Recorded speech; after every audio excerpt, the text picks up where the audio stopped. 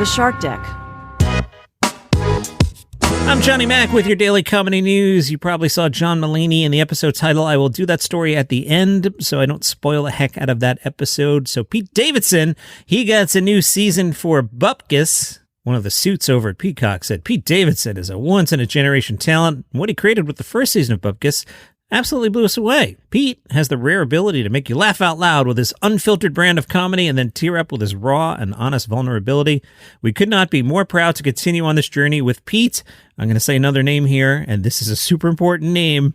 Lorne Michaels, Broadway Video, and our partners at Universal. Yeah, basically, if Lorne Michaels were to support this podcast, I'd be on NBC. A different suit said Pete, Lorne, and the entire Bupkis team took audiences on a wild and emotionally captivating adventure in season 1, from family weddings to drug-fueled road trips, etc., etc. I haven't really heard anybody who has seen this. Daniel Feinberg, who writes for The Hollywood Reporter, who I like a lot, he said episode 1 is terrible and the rest is good. I just haven't gotten to it yet. But I will. I actually grabbed Peacock. They had one of those deals that was like, I don't know, I'm exaggerating slightly, but 50 cents for like 2 years. And I was like, yeah, all right.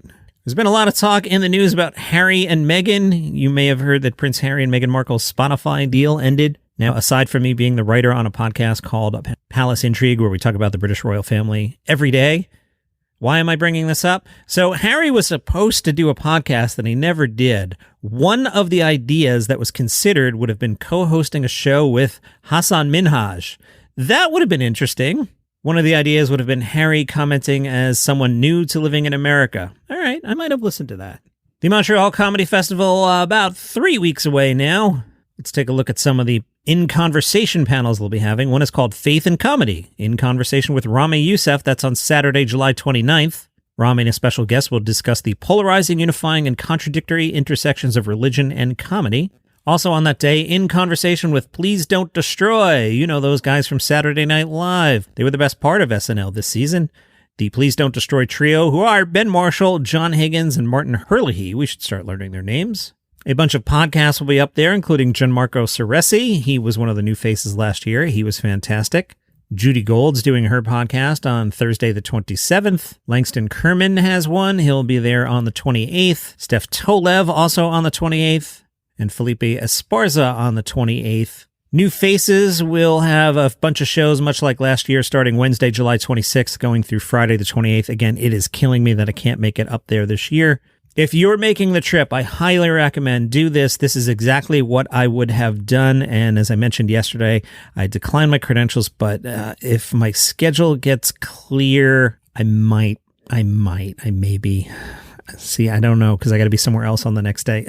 Wednesday the 26th. New Faces Group 1 at 7 o'clock, New Faces Group 2, 9:30. Do those back-to-back, do both shows. You'll see 20 comedians, and you will see the future of comedy. That's always a great one to do. The next night is New Faces of Comedy Creators. Tends to be more of like the YouTube, TikTok kind of stuff. That's at 1 in the afternoon, so that alone tells you what Just for Laughs thinks of it if they buried it at 1 o'clock. 7 o'clock, New Faces of Comedy Characters. So there are people doing characters, and sometimes those wind up on Saturday Night Live. And Thursday at 9:30, New Faces of Comedy Unrepped. That's a good invitation. And if you crush there, you probably walk out with an agent. New Faces of Comedy International on Friday at 7 and New Faces of Comedy Friday at 9:30. I would love to do those as well, but I cannot this year.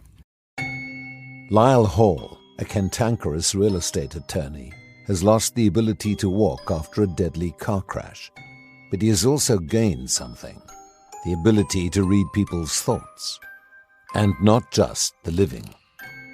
When a girl's voice calls to him from inside the abandoned Old Vic, Lyle is given hope of regaining the use of his legs, but it quickly turns to fear.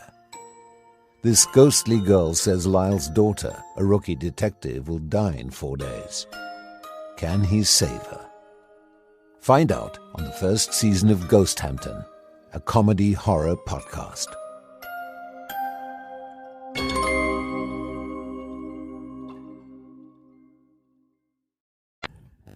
High Times, your home for comedy news, caught up with Nimesh Patel. He has a special called I Lost My Right Nut and All I Got Was This Stupid Special.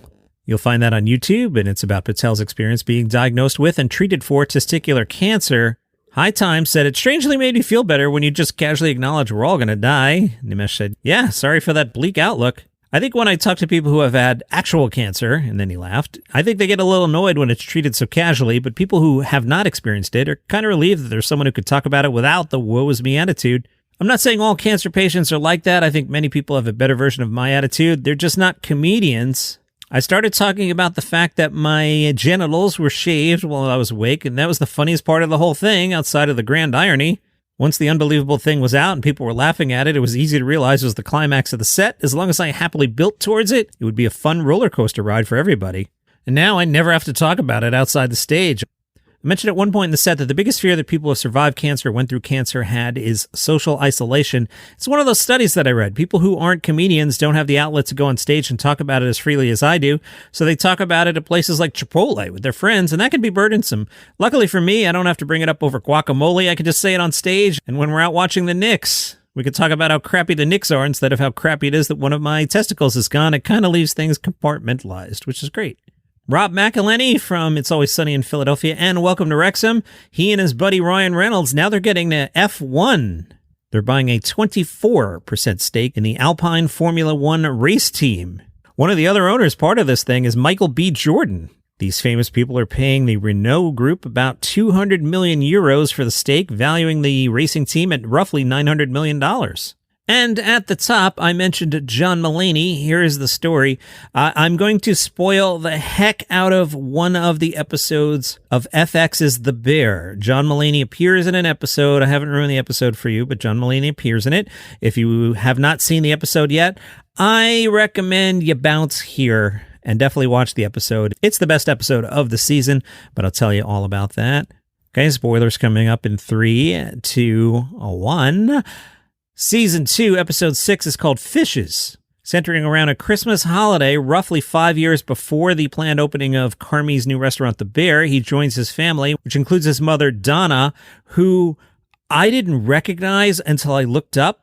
Donna, again, spoilers, played by Jamie Lee Curtis. I didn't even recognize her. John Bernthal plays Michael, that's Carmi's brother. The family's together for the Feast of the Seven Fishes, an Italian holiday tradition in which 7 fish dishes are prepared and served. We meet Uncle Lee, played by Bob Odenkirk. And then we meet Steve, who's a close friend of the family, and he's played by John Mulaney. Mulaney playing like a nerdy version of himself. Picture if Cousin Greg on Succession were played by John Mulaney. That's what Mulaney's doing here with big, nerdy, like Drew Carey glasses. Mulaney gets to give a pretty good speech near the end of the episode, and he's good in the role. I hope we see more of Stevie. I thought he was a cousin when I watched it, but he's just some guy they have over. Okay, and that is your comedy news for today. Follow the show for free on Apple Podcasts or Spotify, YouTube, wherever you get your shows. See you tomorrow. All right, enough with the negativity. Hi, I'm Johnny Mack, host of 5 Good News Stories. It's a podcast twice a week. Every episode, I curate 5 heartwarming, uplifting news stories from around the world, showcasing the best of humanity, tales of kindness, fun animal stories, quirky items in the news, and you know what? More often than not, something about McDonald's. Can't explain why. I'll bring you a range of stories that will leave you feeling hopeful and optimistic. Start your day on a positive note. The number 5 Good News Stories. It'll make you smile. It'll start your day on a good note. 5 Good News Stories, wherever you get your podcasts.